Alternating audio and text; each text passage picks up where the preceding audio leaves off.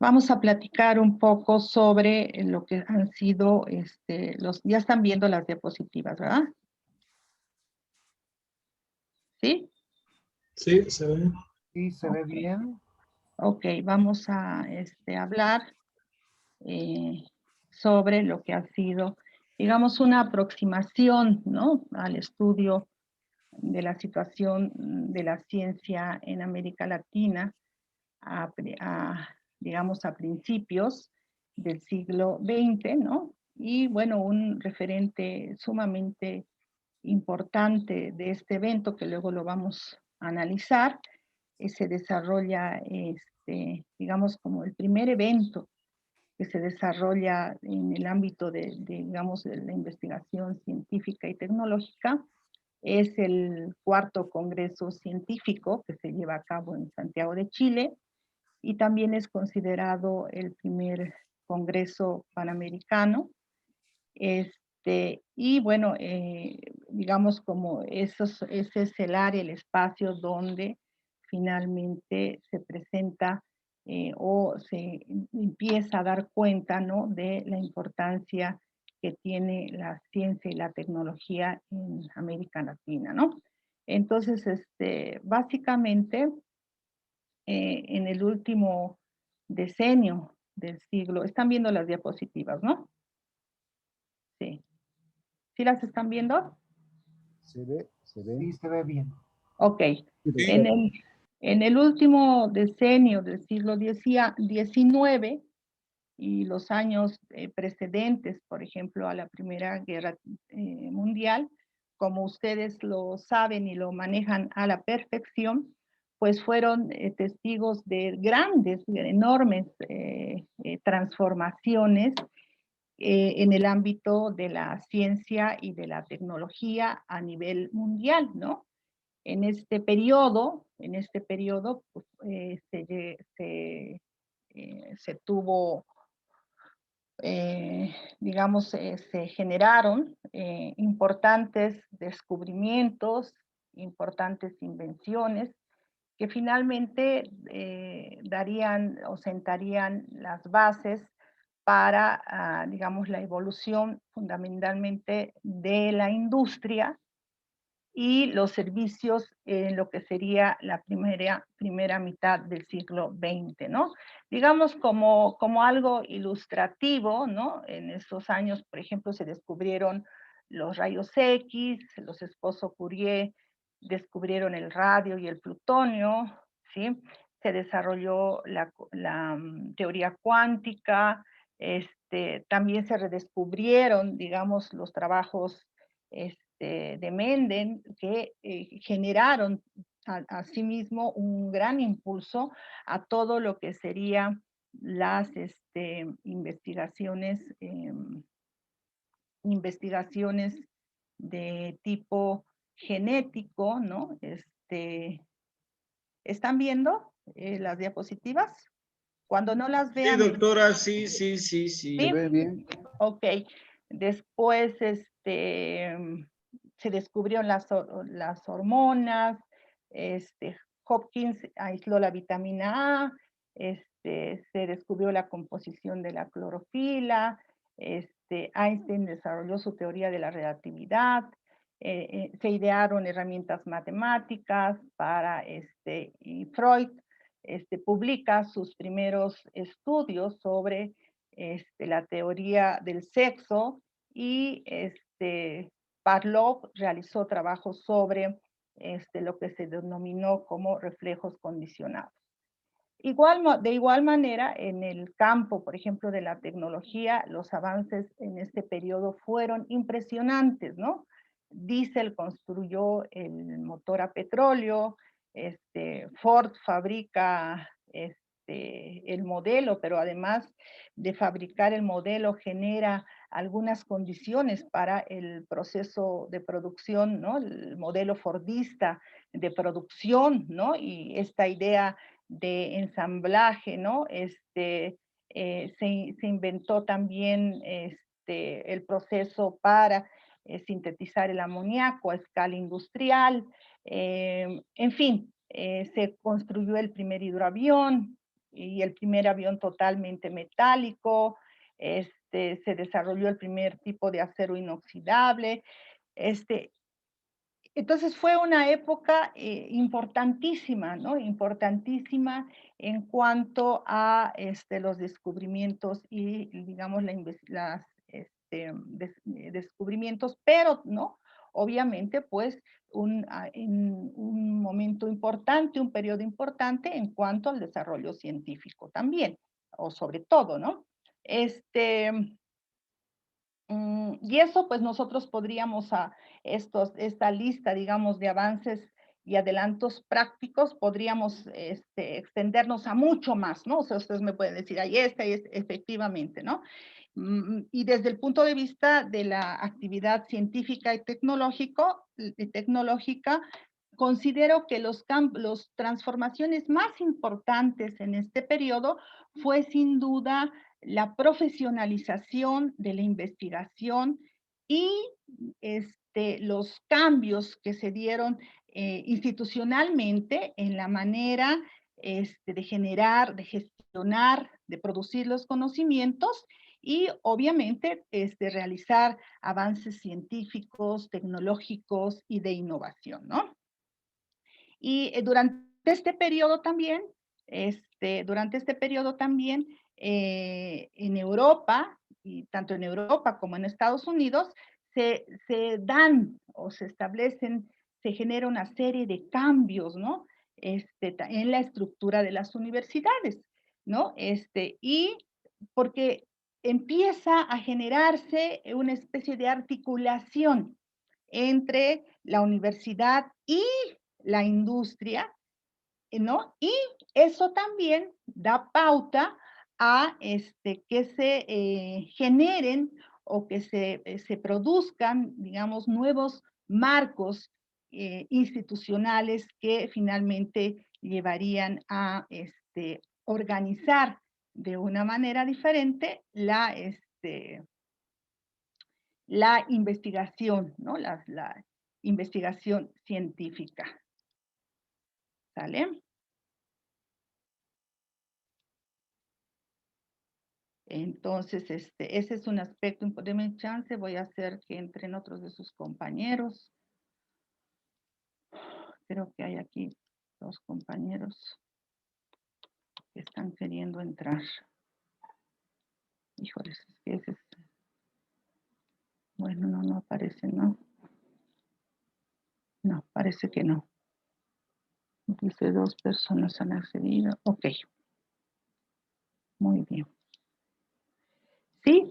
Entonces, estos elementos fueron muy importantes, ¿no? Porque pues estaban dando, digamos, esta reordenación de lo que finalmente se van a manifestar, ¿no? Como fenómenos, sobre todo en los Estados Unidos, donde empiezan a surgir lo que serían los laboratorios universitarios, pero estos laboratorios universitarios que se enfocaban fundamentalmente a prestar servicios a la industria. Mire, fíjense cómo se van articulando estas relaciones entre las instituciones educativas y digamos, y la empresa, y finalmente estos laboratorios servían para, digamos, brindar servicios a la industria, ¿no? También se crearon programas en el campo de las ingenierías, ¿no? Por ejemplo, se empieza con la ingeniería eléctrica en universidades como Yale, Michigan, y la relación entre universidad e industria se hizo bastante estrecha, ¿no? Sobre todo, o fundamentalmente, porque empieza también a surgir los doctorados, ¿no? en campos como la ingeniería química, la mecánica, la eléctrica. Más o menos hasta 1910, por ejemplo, en Estados Unidos se otorgaron alrededor de 2.500, ¿no? Doctorados en ciencias, por ejemplo, ¿no? Y bueno, su crecimiento fue verdaderamente importante en ese periodo, ¿no? También, por ejemplo, se establecieron los primeros laboratorios de investigación industrial, ¿no? Y que estaban organizados, ¿no? De manera sistemática y científica, ¿no? En función también de las universidades. Inclusive, Jorge Sabato lo llamó como las fábricas de tecnología. Otro de los elementos es también el surgimiento de los laboratorios de investigación industrial de distintas empresas como General Electric, Kodak, etcétera, ¿no? Y bueno, estos fueron transformaciones que se fueron dando de carácter institucional, ¿no? Transformaciones de carácter institucional y los avances que finalmente incidiría digamos, en acelerar los avances de la ciencia y tecnología y también un aspecto muy importante es que darían las pautas, ¿no? Para, digamos, el inicio de la hegemonía norteamericana sobre la actividad científica mundial que se mantiene, digamos, hasta nuestros días, aunque hoy China está sin duda dándole la batalla de manera importante, ¿no?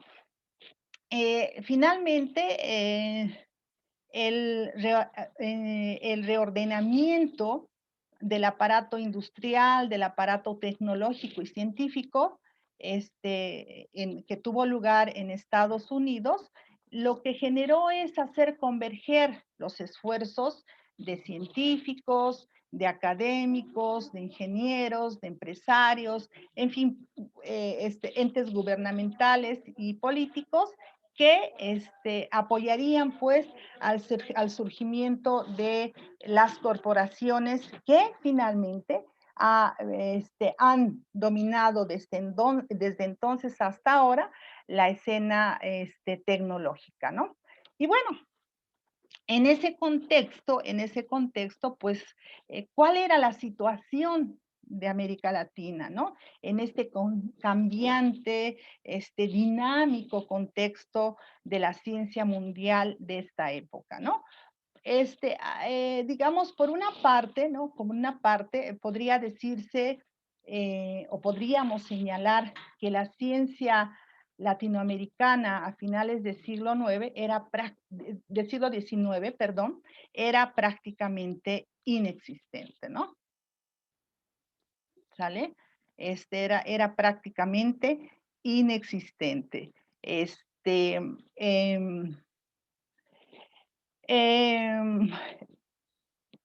y bueno, eso también nos podría dar cuenta, ¿no? Que el estado actual de la marginalidad de la ciencia latinoamericana en el contexto mundial puede ser resultado, bueno, aquí podemos entrar en debate para algunos de ustedes, de un largo proceso histórico que ya se venía manifestando claramente a principios del siglo y que la distancia que separa la región de los países científicamente más avanzados, pues en lugar de ir, digamos, cerrando las brechas, en lugar de irse cerrando esas brechas, indiscutiblemente estas brechas se han ido incrementando y de manera continua, ¿no? Sin embargo, también pese a este atraso relativo, llamémosle atraso relativo, porque yo ayer les decía qué tipo de ciencia y para qué, y eso finalmente nos puede dar respuestas en cuanto a lo que tendrían que hacer los países como los nuestros, ¿no? Los países latinoamericanos. Digamos, si nosotros hablamos de este atraso relativo en comparación con Europa y Estados Unidos, también se plantearon esfuerzos de algunas universidades, de escuelas de ingeniería, sobre todo de institutos de investigación en medicina, para, digamos, empezar o iniciar a configurar un incipiente, pero importante nivel de actividad científica y tecnológica en nuestra región cuando finaliza el siglo XIX, ¿no? Esa es una, digamos, podríamos señalar, digamos, podríamos hacer una conjetura, por ejemplo, y también eso se pone en debate, que la brecha entre la ciencia, ¿no? De América Latina, por ejemplo, y las fronteras de la ciencia mundial a principios del siglo, no era mayor a la que existe en la actualidad. Y esto también se podría debatir, ¿no? Probablemente la situación que, digamos, estaba o que se vivía en la región, ¿no? Se encontraba en un punto intermedio, ¿no? Y desde, digamos, mi perspectiva, existía en ese entonces, ¿no? Una pequeña pero activa comunidad científica en algunos campos, digamos, específicos y que sobre todo se manifiesta por el interés de desarrollar las ciencias, ¿no? Luego también había una escasez de trabajos sobre el estado de la ciencia y la tecnología en América Latina y la relación, ¿no? Con las fronteras del conocimiento en distintos periodos históricos, ¿no? Entonces, esos son elementos que quedan, digamos, como hipótesis y que, bueno, son importantes, señalarnos, ¿no? Pues había obviamente un importante esfuerzo por, digamos, por intercambiar información científica, de desarrollar vínculos, ¿no? Finalmente, había, ¿no? Había esa, digamos, esa inquietud de desarrollar ciencia y tecnología en nuestros países, ¿no? En términos, digamos, generales, podríamos señalar que al acercarnos, por ejemplo, al siglo XX, sin embargo, en ninguno, digamos, de los países de América Latina, la ciencia y la tecnología habían, digamos, logrado constituirse en una actividad, digamos, ¿cómo le podemos decir? Firmemente definida, firmemente establecida, ¿no? Y sobre todo, no existía, digamos, políticas de gobierno de apoyo pleno al estudio, al desarrollo científico y tecnológico, y eso también limitaba, digamos, esa capacidad de realizar aportes significativos al conocimiento mundial. No se había llegado a desarrollar una tradición científica acumulativa, ni se había creado un ambiente favorable para el cultivo de las ciencias. Y creo que este es un punto medular que todavía hoy estamos en discusión, ¿no? Y eso era lo que muchos de ustedes, por ejemplo, el día lunes que tuvimos nuestra primera sesión, estábamos justamente me estaban platicando en relación, por ejemplo, al interés que ustedes mostraban cuando deciden estudiar este doctorado. Finalmente, en nuestra región todavía está incipiente o muy débil esta cultura científica, ¿no? O sea, y mucho menos, por ejemplo, en este periodo, se podía hablar de transformaciones en las instituciones educativas y las empresas productivas de manera similar en la que ocurrieron en Estados Unidos, por ejemplo, y en Europa en ese periodo, ¿no? También recordemos que en nuestros países, pues había un incipiente grado de desarrollo económico que finalmente tampoco permitió generar una demanda sostenida de actividades científicas y tecnológicas, ¿no? Se mostraba una superioridad intelectual de Europa y de Estados Unidos y finalmente se convirtieron, ¿no? O sea, se convirtieron en las fuentes, estos dos espacios, en las fuentes lógicas de ideas, técnicas productivas, porque finalmente también no se propiciaron actitudes, llamémosle así, favorables a la ciencia y también nuestra región vivía inestabilidades políticas, ¿no? Que también limitan, ¿no? Esta acumulación de esfuerzos. Pero más o menos, a mediados,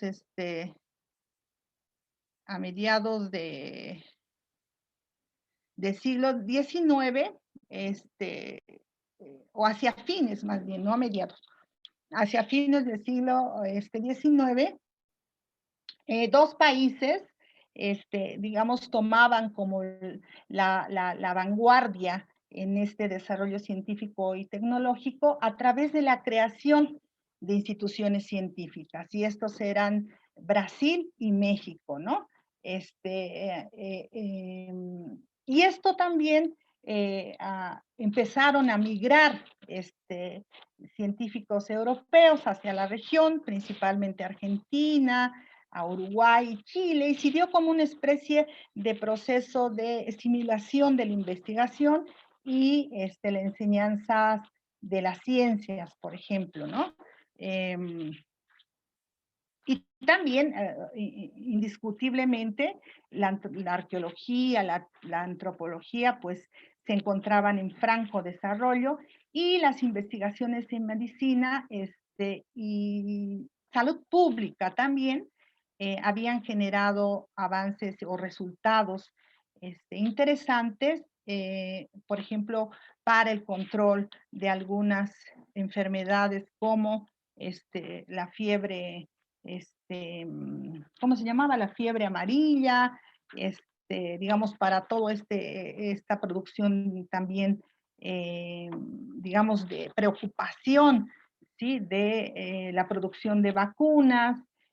También se vivió un periodo de expansión de la infraestructura física, ferrocarriles, puertos, carreteras, telecomunicaciones, mantenimiento del equipo industrial, la explotación minera y también avances importantes, digamos, o mejora importante en lo que sería la producción agropecuaria, ¿no? También a fines del siglo, digamos, de ese siglo se hablaba ya de la importancia de desarrollar una capacidad científica y tecnológica propia en América Latina, ¿no? Y inclusive en 1894 hay una revista que plantea que la ciencia en América Latina era una copia dice, ¿es de copia o de compilación? Dice, aprendemos y repetimos la que otros han pensado o hecho, mas no indagamos por nosotros mismos. A esto le falta la originalidad en las aspiraciones y en los métodos. Debe atribuirse algunas situaciones que adolecemos con condiciones naturales propicias al desenvolvimiento de la aspiración científica.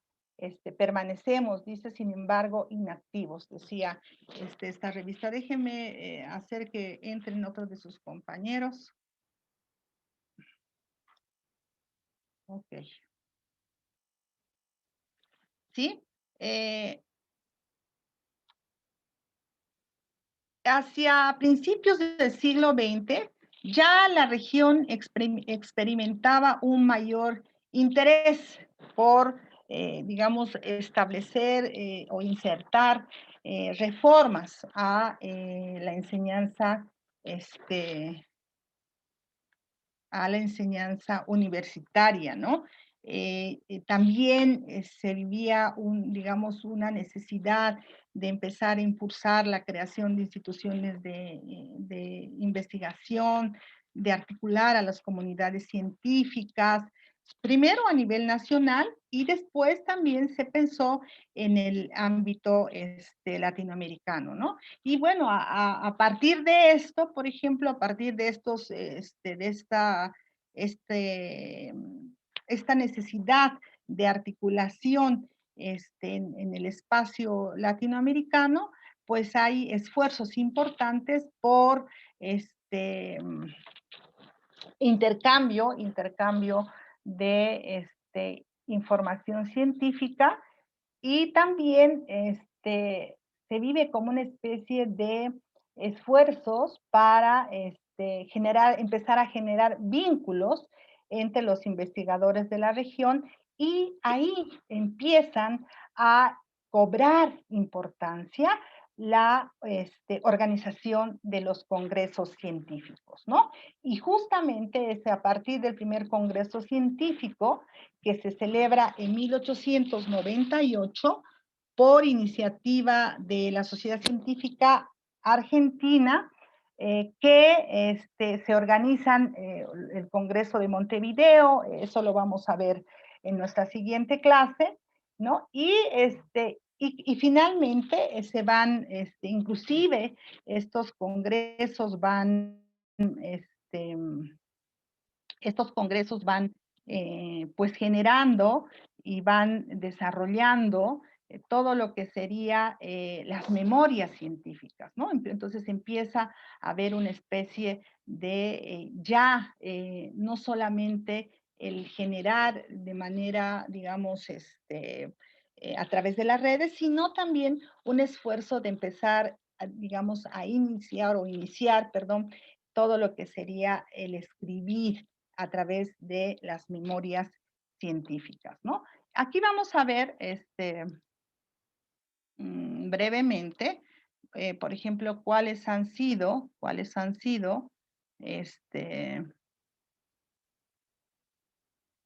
algunas etapas, ¿no? Por ejemplo, aquí hay unas, señor es un, ¿sí están viendo, jóvenes? ¿Se ve? Sí, doctora, ¿se ve?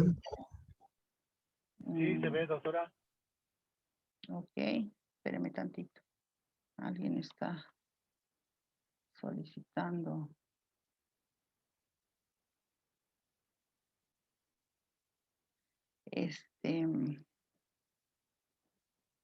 Ahí podemos ver, por ejemplo, cómo hay una periodización, hay una primera de un antropólogo. Doctora, no se ve la presentación. ¿No se ve? A ver, déjame ver. Dame chance. Es que cuando me... Espéreme.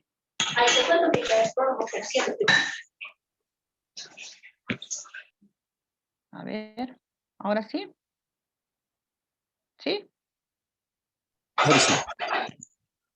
Bueno, aquí estamos viendo, por ejemplo, cómo fue este es un antropólogo de apellida Berucci, que hace, digamos, esta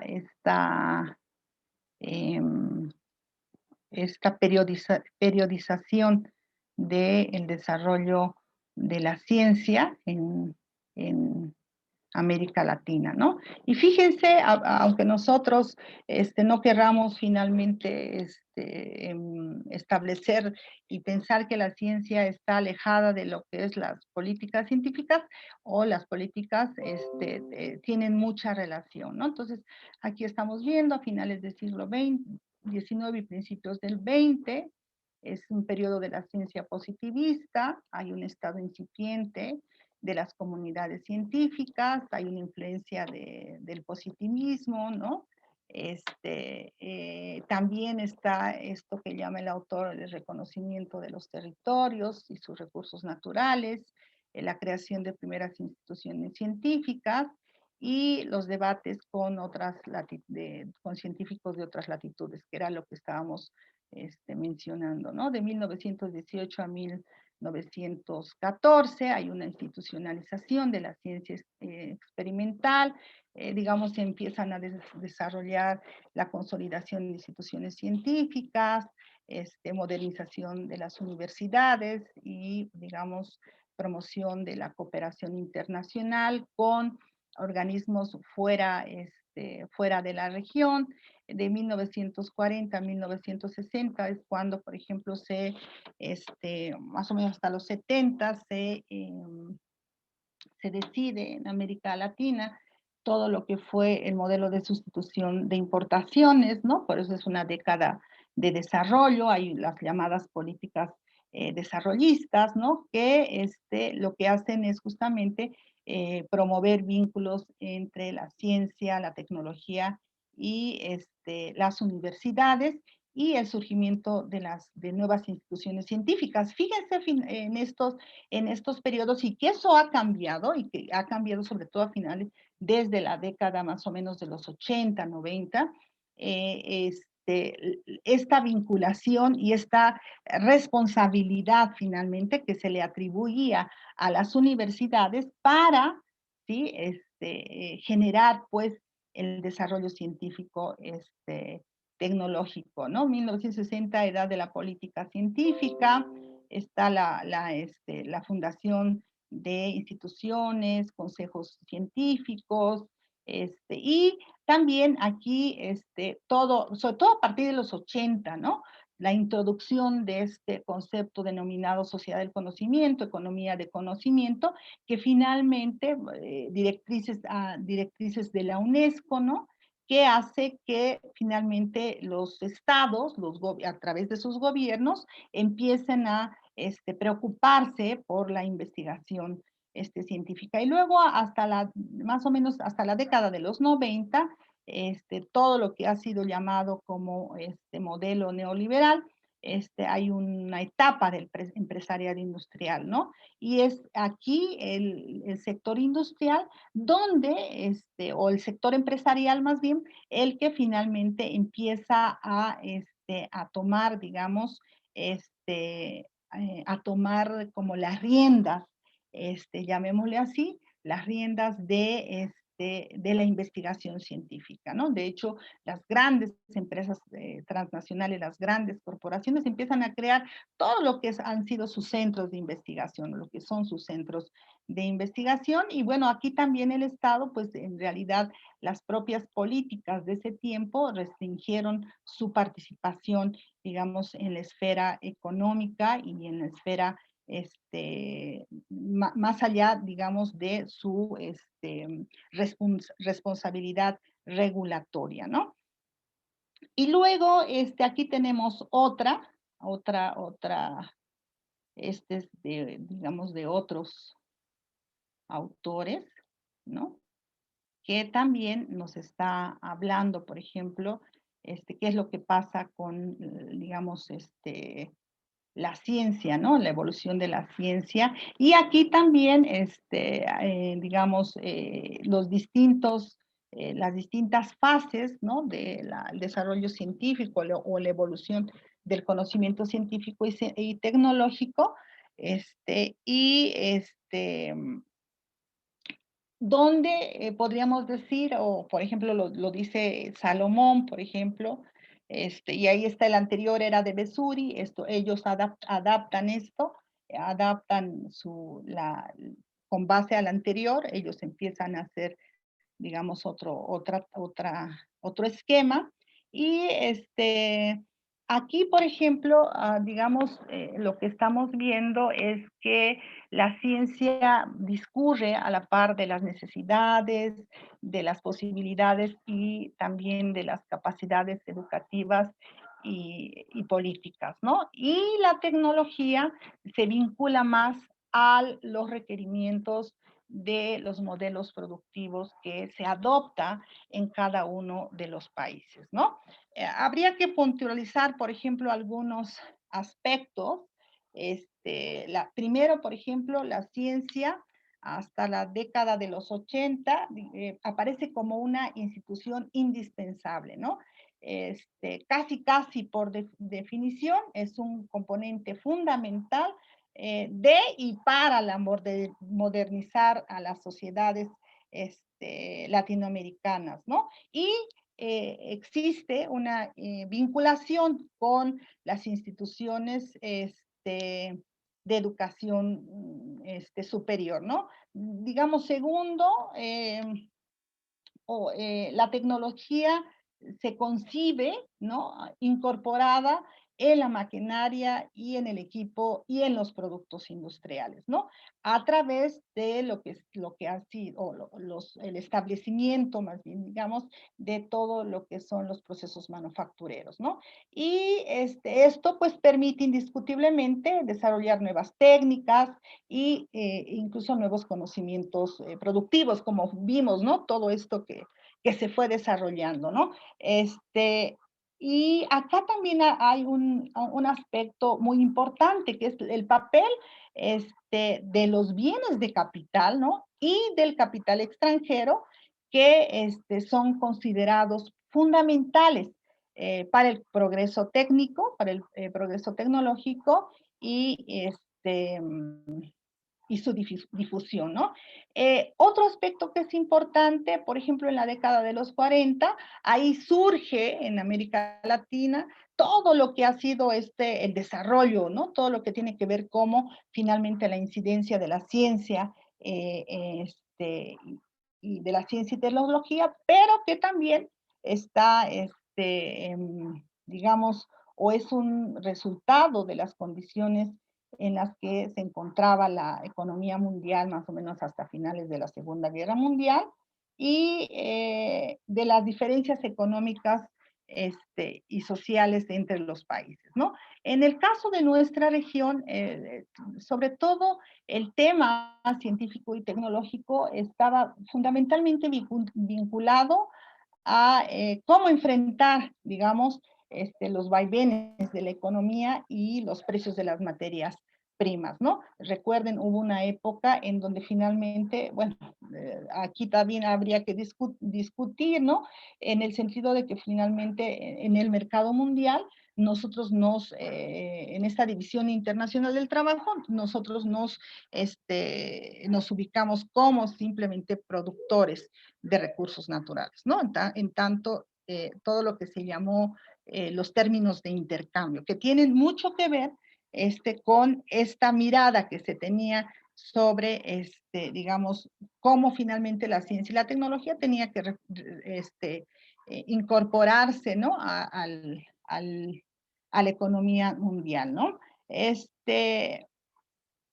Casi el desarrollo fue identificado con la industrialización, la modernización tecnológica, y bueno, que obviamente estaba, ¿no? En concordancia o era como mirar un espejo de lo que habían logrado los países, digamos, avanzados o los países centrales, ¿no? Y a finales de la década de los 70, pues digamos, hay un agotamiento de estas perspectivas, ¿no? También que tiene que ver con, digamos, las dinámicas económicas que se estaban viviendo en esos países, ¿no? Y